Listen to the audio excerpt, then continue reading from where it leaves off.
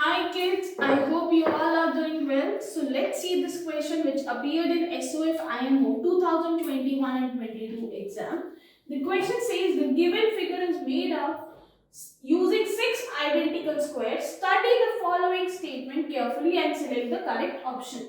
तो हमारे पास जो फिगर है that is made up of 6 identical squares. 6 identical squares का मतलब ही ये है कि उनकी सारी साइड्स इक्वल हैं और सारी साइड्स सेम है। तो जितनी लेंथ एक साइड की होगी सारी लेंथ उसी के अकॉर्डिंग होंगी सेम।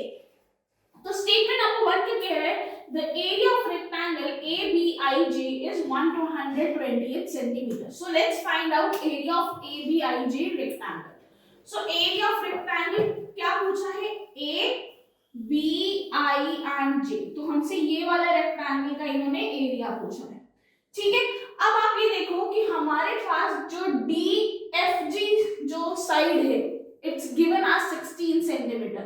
अगर मैं कहूं ये 6 आइडेंटिकल स्क्वायर्स में डिवाइडेड है that means GF is equals to IB, length same होगी।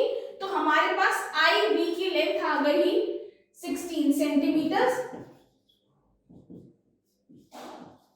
एंड यहां पे हमें दिया हुआ है AB, BE and EF is total 24 centimetre, यानी एक साइड स्क्वायर की क्या होगी 8। क्यों? क्योंकि जब आप 24 को 3 से डिवाइड करोगे तो ये आ जाएगा 8 सेंटीमीटर, क्योंकि यहाँ पे कितने बॉक्सेस में डिवाइडेड है 1, 2 एंड 3 बॉक्सेस में, 3 स्क्वायर्स में डिवाइडेड है, ठीक है। तो आपके पास लेंथ आ गई 16 सेंटीमीटर एंड ब्रेथ आ गई 8 सेंटीमीटर। सो अब एरिया का फॉर्मूला लगाते हैं। एरिया ऑफ रेक्टेंगल का फॉर्मूला क्या होता है?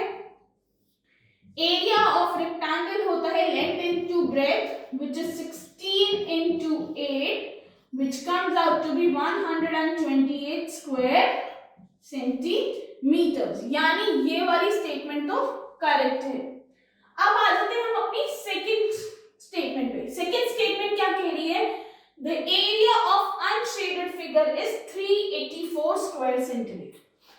एरिया ऑफ अनशेडेड यानी आपके पास ये जो स्क्वायर है, ये स्क्वायर को हटा के जो ये रेस्ट एरिया है इसका एरिया है 384 square centimetre.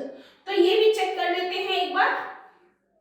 Let's erase this and check whether the area of the rectangle and unshaded figure is।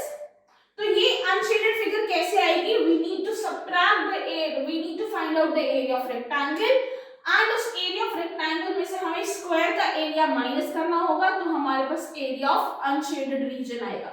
तो सबसे पहले आप ये देखो कि हमारे पास जो rectangle है AJGF,